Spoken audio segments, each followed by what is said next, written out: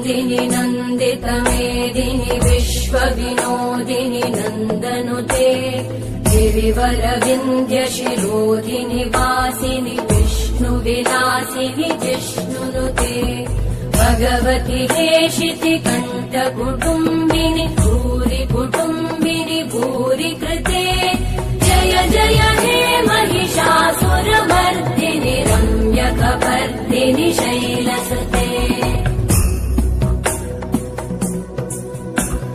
सुरवरवर्षिणि दुर्धरधर्षिणि दुर्मुखमर्षिणि हर्षरते महिषासुरनिर्णाशि भक्तानां सुखदे नमः।